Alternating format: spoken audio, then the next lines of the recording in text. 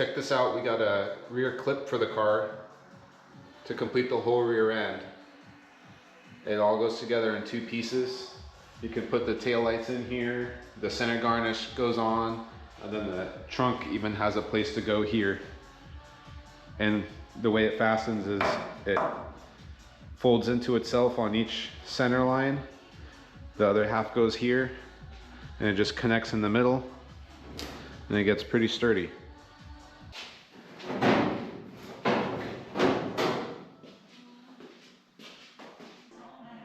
But before we get carried away, let's fill this gap. To start, we're just gonna prep this surface area. We're gonna get it down to bare metal. We're gonna grind back about 1 inch of this underbody coating and about 1 inch up here on the car down to bare metal. Then we're gonna weld through primer all those surfaces, and then we're gonna start fitting up new sheet metal.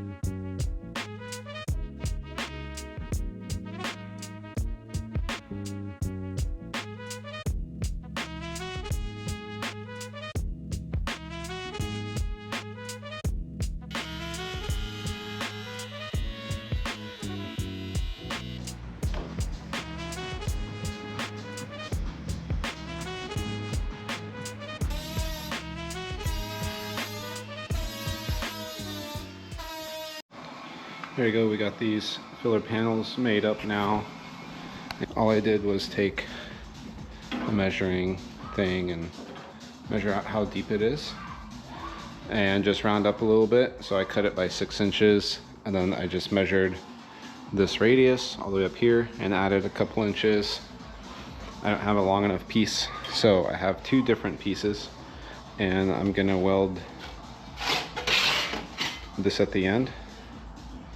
But that's okay, because my plan is to use a bead roller. That's next.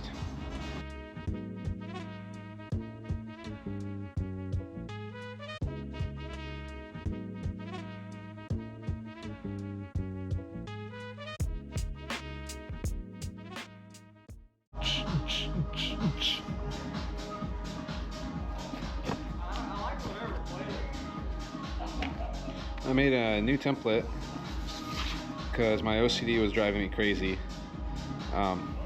This is not this is not mirrored. This one's mirrored, so I changed the design. Looks a lot more uniform, even though no one will see it under the car. I will lose sleep over it.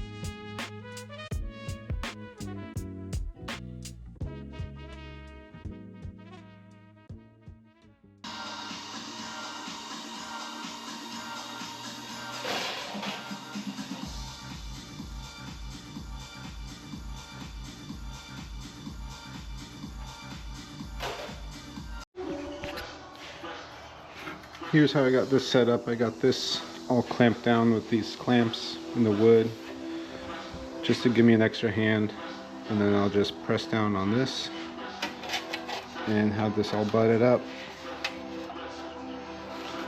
flush, and then I'll grind it down.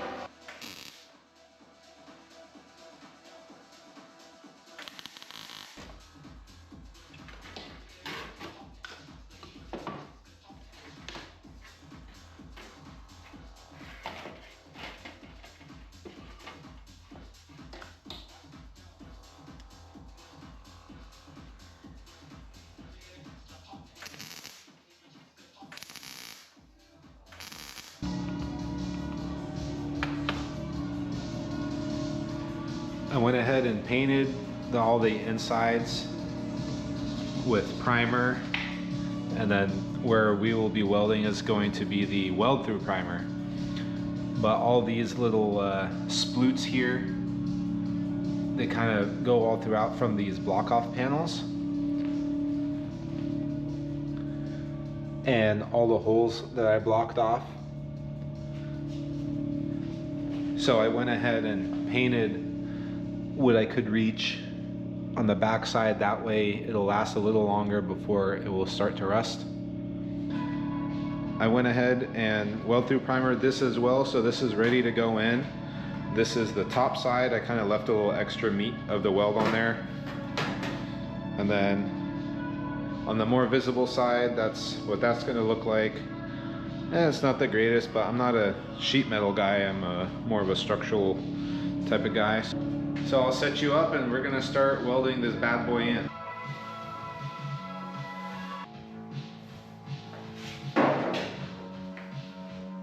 I like taking a little extra time before I just randomly start pulling tools out as I need them. Kind of know exactly what I want. But I like to set up the area in a way where my workspace is clear. I have everything I need, but I have a clear work area, so like my welder is not just going to be in the way. I'll set it off to the side over here maybe so I can get the settings easily, but the ground is out of the way. The lead I can get to easily. I can change settings. The seat will be here, and so that's kind of my way of setting up the work area. This process also works really good when you're building a roll cage, because half the time you're crawling, well, the whole time you're crawling in and out of the car. And so it's a really good idea to set your ground up in a space that's totally out of the way. You're not going to trip on it. And I guess that kind of just evolves into how you like working.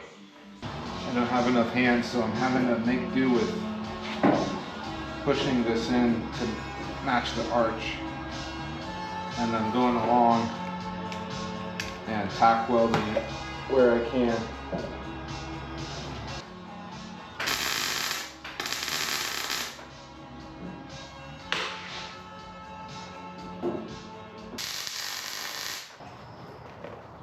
Now, it's important not to get willy-nilly and try and tack everything all at once. You want to get a little section done at a time, and then come up here and triple sure that everything's going to fit together and all these gaps are working out on this plane and on the inside up against the body, because the last thing you want to do is, you know, weld everything in from where it's visible, and then you get to a spot you didn't see before and there's, you know, a ½ inch gap and you don't know, then you got to cut everything back out.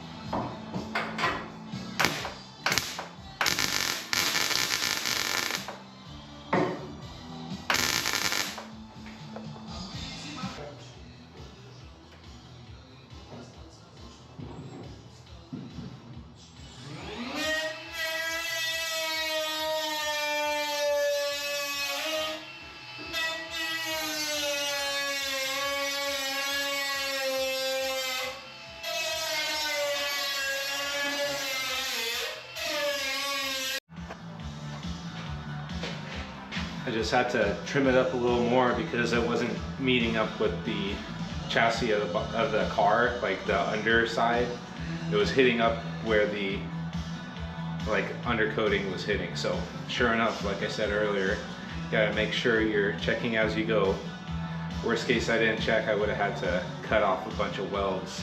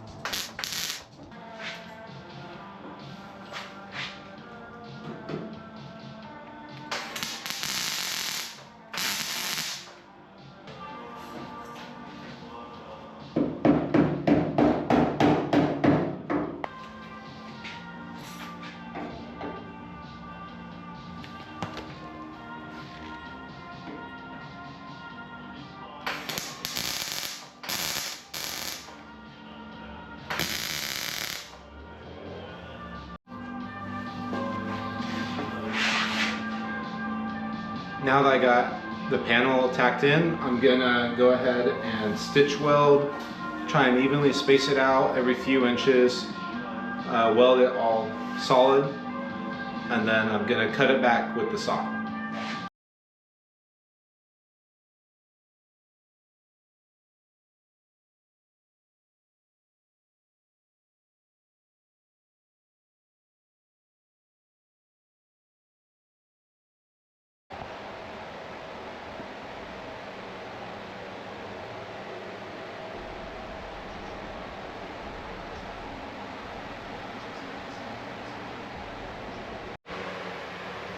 Alright, so I got everything welded up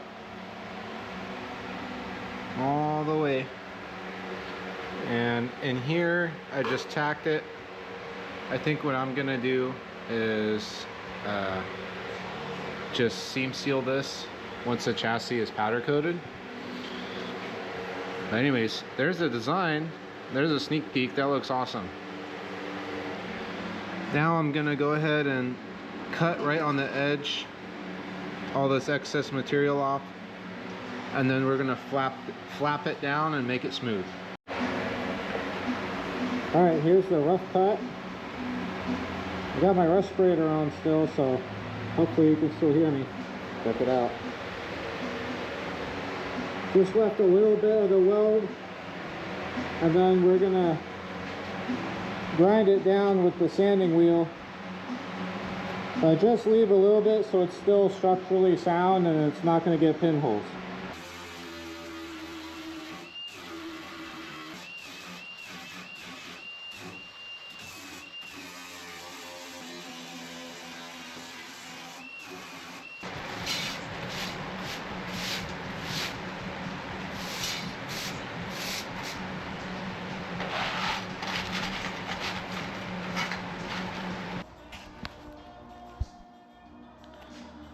Alright, here it is, all blended in.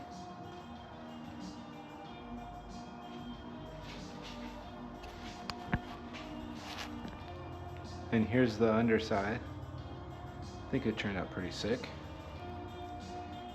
I like the little flip up here. I still gotta weld this little corner, but I was too excited to show you guys.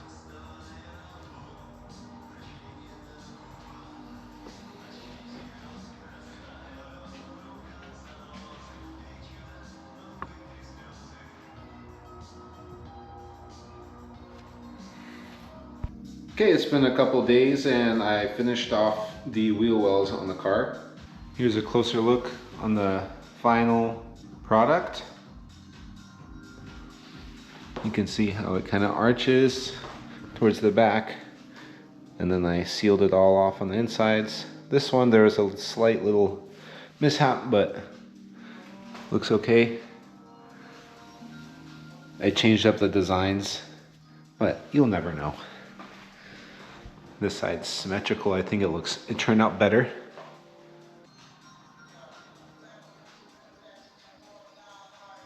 So yeah, there's the finished wheel arches. If you like this style of video, consider subscribing so you'll see future videos and past videos of this car getting built, and hopefully in this lifetime it'll be done. Thank you for watching.